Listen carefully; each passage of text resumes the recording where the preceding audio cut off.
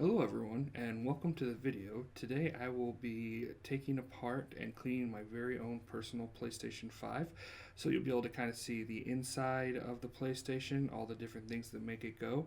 And if you can tell on the top of it here, there is a good amount of dust on it.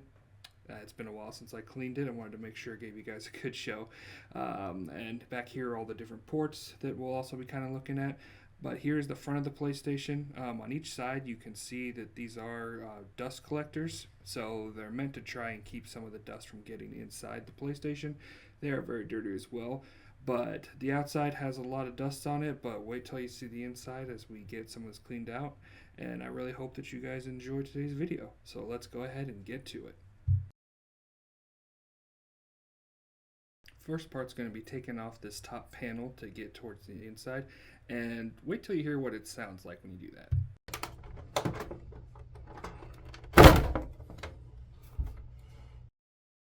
So every time I always take off those covers, it just sounds like you're breaking something on the inside of it because they create a very tight seal on the inside. You actually have to kind of pull up and then away from it, so it always sounds horrible. As you can see, there's even dust collecting. These are the little pins that stick onto the inside of it. And then here are those dust collectors I was telling you about. These should always be one of the dirtier areas of your PlayStation because their job is to try and keep out as much of the dirt as possible. You can also see here's the fan that keeps the PlayStation cool. As you can see, it also does collect a lot of dust as well when it's running. But let's go ahead and take a look at some of the stuff on the inside. So with the plates off, you can now see we have the fan assembly right here on the top that goes into the motherboard.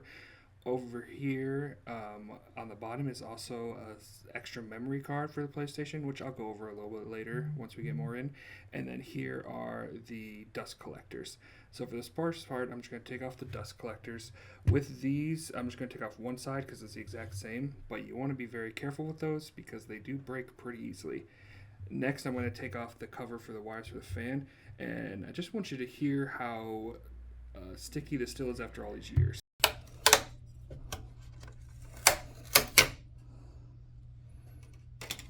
To this day, it still amazes me how well that adhesive holds up.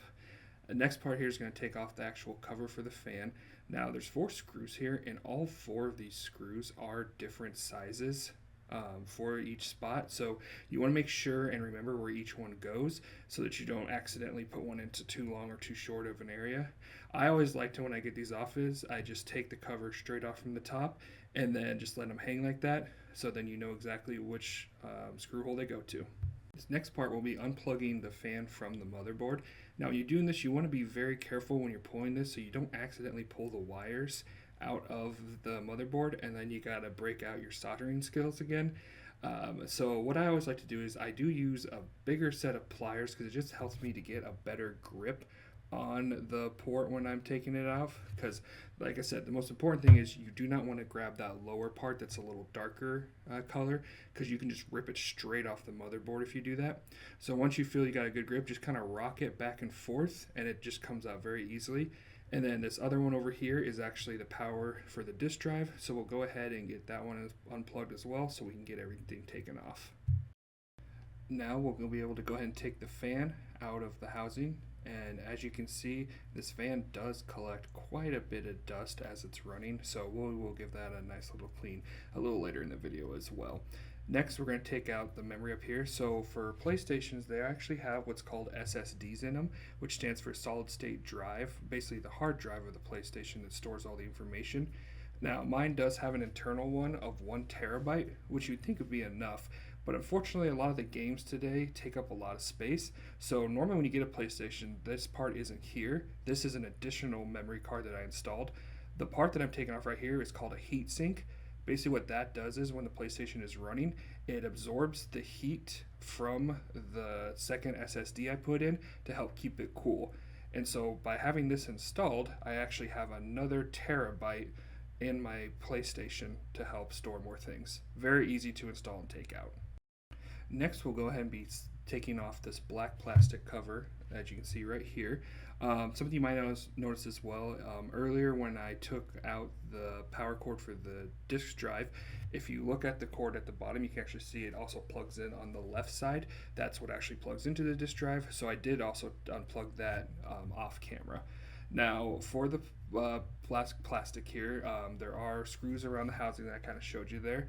The big thing is the majority of the screws just plug or screw into the motherboard underneath, but there are the four corners of it do go farther down and screw into the other half of the housing of the PlayStation.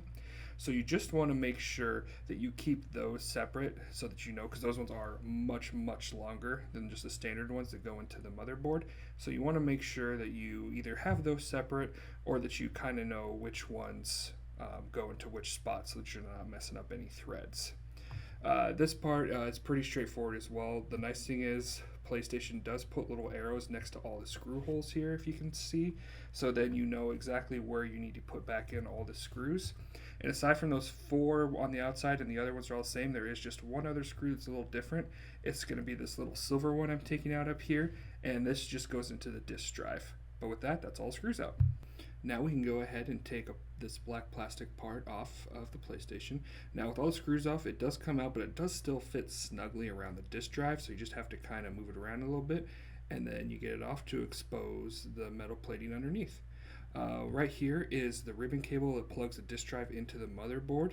So with most ribbon cables, some have little locks on them that you have to push down to get the ribbon out. Some just come out. So just make sure you know what kind of lock assembly the ribbon cable has so you're not breaking or ripping anything off of it. Next part will be unplugging these black and white cords. So the cords on the right connect to the Bluetooth for the PlayStation, for like the controllers and anything else that has the Bluetooth connectivity for it. And the ones on the left actually go down to the Wi-Fi adapter on the PlayStation. So all these they just push down onto little ports on here. You can kind of see they do fit very snugly. So the first time you do this, it might feel like you're breaking something, but as long as you just kind of give it a little wiggle, they eventually just come right off. And then this ribbon cable doesn't have a lock and just slides right out. That controls the lights on the front of the PlayStation. With all that taken care of, the disk drive just actually comes right off of the metal plating here. Now, disk drive still reads discs great, pulls them in perfectly, so I'm not going to do anything with this today, as I've actually never taken it apart because it still works great. Next is going to be take off this metal cover of the motherboard. Now, this does have 48 screws, last I checked, that go into the motherboard, so I'm not going to bore you with taking all those out. We'll just do a little movie magic here, and we'll come back when I have all those screws out of the PlayStation. And what feels like hours later, all of those screws are out of the metal plate on the PlayStation. No idea why they need so many for this. So with that all taken off, we're going to go ahead and now take off the cords here that go to the Wi-Fi adapter. They do just have these little stickers on them that help to kind of hold them in place when everything's on top of them. After all the times taking them off, they're not very sticky anymore, but I still use them to keep them in place. The ribbon that I just pulled out connects to the front USB for the PlayStation. And so now with that unplugged, we can actually just take the metal plate right off of the PlayStation. And as you can see here on the back, this little kind of copper colored part here is another type of heat sink that moves heat around for the PlayStation. Now that we have the metal plating off, we can actually take the motherboard out of the housing. So this ribbon cable right here does have a lock on it, and this actually connects the motherboard to the power supply. So push that lock down and the ribbon just comes right out. Now after this, there are two very long screws on the back side of this housing that screw into the bottom of the motherboard. I'm not going to show me taking those out because it's hard to hold it upside down while also recording to keep the motherboard from just falling out on its face. So we'll come back after I get those two big screws out of the back of the motherboard. And with those two screws out, the motherboard actually just comes right out of the housing now. So you just kind of pick it up and there we go. Now when we flip this over, you're going to go ahead and see the main heat sink and cooling system of the PlayStation 5. So how this works is, when the PlayStation gets hot, these absorb the heat off of the board, and the fan starts running, and then the fan actually comes down and starts blowing the hot air out of the PlayStation through these little chambers. So if these do get filled up with dust and debris, as you can see, then the fan has trouble pushing that heat off of the PlayStation and out of it. So you got to make sure and get those cleaned. So with that taken off, the last thing to get the motherboard completely detached from everything is to take off these clamps. What these clamps do is it holds the motherboard down onto another metal plate where there are two chips that run the entire PlayStation that are touching each other with liquid metal in between them. So the reason these are held down so tight with these clamps is so that they can be as close as possible with the liquid metal to help transfer heat off of them, because they do get very hot while the PlayStation's running. And I'll go over the liquid metal and what exactly it does for these chips a little later. But right now we're just going to get this last little clamp off so that you can see the two chips and what the liquid metal looks like. Sometimes this kind of sticks together because there is also some thermal pads, so you might have to just pry a little bit, but it should come off pretty easily. But before we do anything with the liquid metal you're about to see, we're actually going to clean off some of the other parts in the PlayStation, and then we'll start working on this. This part right here is the power supply of the PlayStation. Now this I don't take apart or ever take off of the housing because it can still hold a charge even while the PlayStation's off, so I just don't want to get shocked. But as you can see, it does have a little airflow ports right here that if they get dirty can cause the power supply to overheat as well, so the heat can't escape. So what I'm going to do is I'm going to go ahead and just kind of brush those off to get all that off of it. And the next thing we're going to do is clean the heat sinks, and I got kind of a fun little sound for you guys when we're cleaning those off.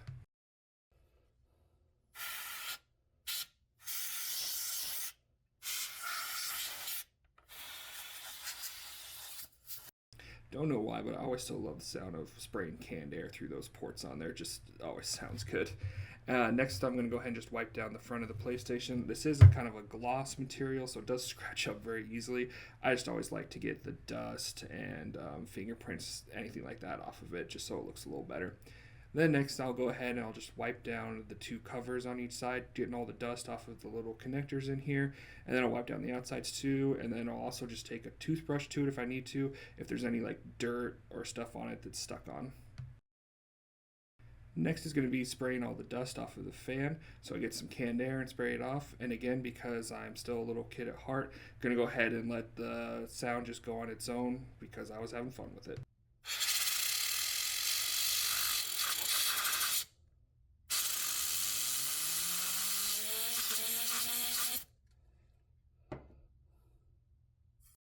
What can I say? It's always fun. Last clean I'm going to do is the dust collectors here. Again, when you're taking these out, you have to be very careful because they are kind of fragile on the sides. I did break one little pin off of these one of the very first times I ever took it apart. So, like I said, just make sure you know how they come out and just be careful with them. But we'll get these all cleaned off and move on to the liquid metal. Alright, and now we are on to the liquid metal of the PlayStation 5. So here you can see me adding some liquid metal onto what's called the APU chip. Basically the APU chip is the chip that runs the entire PlayStation. So basically the center for everything on the PlayStation goes through this chip, and it gets very hot when it's working. So the other side of it is a chip that runs directly to the heatsink on the other side of the motherboard. So basically, to put it in perspective, the liquid metal helps to transfer heat off of this chip up to the heat sinks. Now, in the past, other consoles would use thermal paste to transfer the heat. But to put it into perspective, the way that the heat transfers, it's called watts per meter / Kelvin, which is a very hot temperature. Thermal paste could transfer at a rate of 8 WMKs, but the liquid metal can do 73. So as you can see, it does move heat a lot faster than thermal paste would in the past. And so basically what I'm doing here is I'm trying to clean off dry spots on the two chips, because if there is a dry spot, it can't transfer heat through there, which can cause the chip to overheat. So basically what you do is you want to clean off any dry spots for the liquid metal and then reapply and move around the liquid metal so that both chips are completely covered on either side for the best transfer of heat. So with the liquid metal done spreading around and adding more need to, going to go ahead and put the metal plate back on, and then we're going to basically go back through everything that I had just done putting the PlayStation back together. So I am going to go ahead and leave all the parts of me putting it back together. It's basically everything I did before, that just in reverse now. But I am going to take this time to kind of talk about a few different things on the PlayStation before we kind of get back to a new area. Now, in regards to the liquid metal, this was the very first time I'd ever done anything with the liquid metal on my PlayStation 5. And so, if you looked at it and you know anything about liquid metal, you might have noticed that I didn't really do a good job of spreading around the liquid metal or getting some of the dry spots off. So I did go ahead at a later time after I finished recording all this, go back in and went back down to the liquid metal, and I did a better job of getting all the dry spots taken off of the APU on the PlayStation. After that, I was able then to move the liquid metal around onto the APU better, so that it did have a nice even coat. Used the syringe I had to kind of suck up some of the liquid metal that was on the outsides of the APU and reapplied it on there as well too. Just clean it up in general, and it does look much better now after I went back in there and did that. Big reason I left in the first part, even though I wasn't at all happy with what I did, was again just to show that I'm not a professional. I'm just someone who loves taking apart different electronics. And then here you can see me putting the screws back into the PlayStation with some movie magic again. But I just love taking apart electronics, and I kind of just do it at a pace where as I learn it, I go from there. And again, it's my own personal PlayStation, so I'm okay. I know if I mess it up, it's my own fault, and then, I just have to live with it from there. But I just wanted to still show that, kind of the process of it and what to do. But again, if you're not comfortable messing with that liquid metal, you definitely don't want to go down there yourself then. Just have a professional do it. I just was to a point where I'd taken my PlayStation apart so many times that I just kind of wanted to take a crack at it. And again, it wasn't perfect, but I still had a great time taking this all apart. And I just want to let you know that I did take care of it, just in case you're like, oh, that didn't look the best.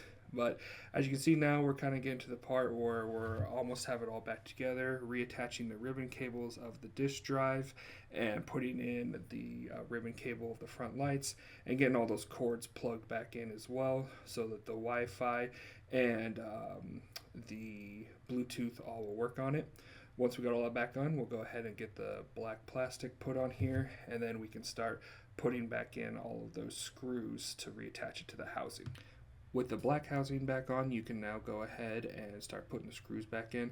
Again, make sure you kept all the screws separate so you know which ones go where. You'll have the longer ones that go in the corners that attach the two sides of the housing together, and then the other ones just attach this to the motherboard.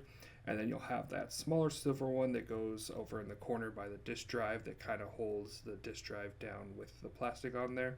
I just always kind of put them in like an order, so I know I start in one corner and then go to the other corner so that I don't ever accidentally put them in the wrong spots, because you don't want to strip out those screw holes and make them not work anymore. And now we're going to go ahead and put the cables back in for the fan and the disk drive.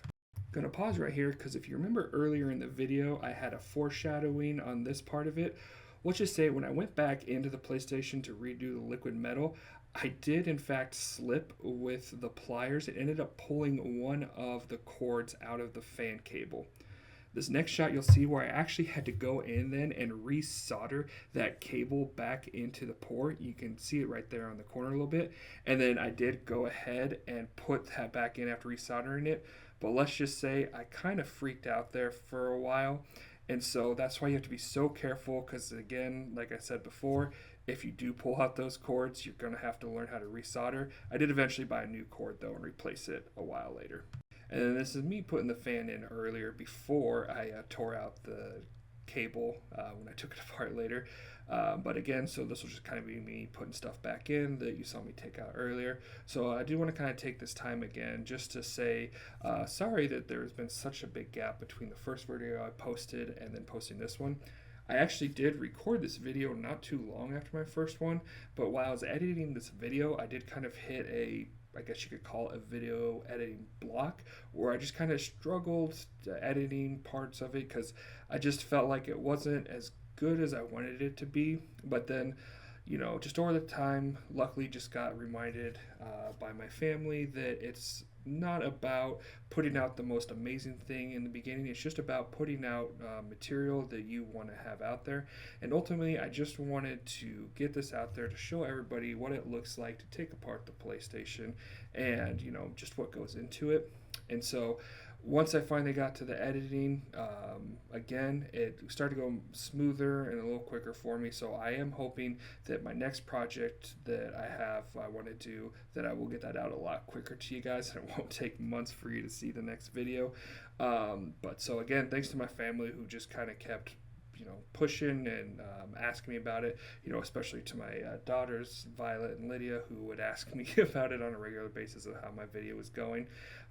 So my next one hopefully should come out a lot quicker for you guys. But here you can see we're just putting in that extra SSD and then now putting in the dust collectors here. And so almost have this thing done for you guys. Last bit's going to be putting the front and back panel back on.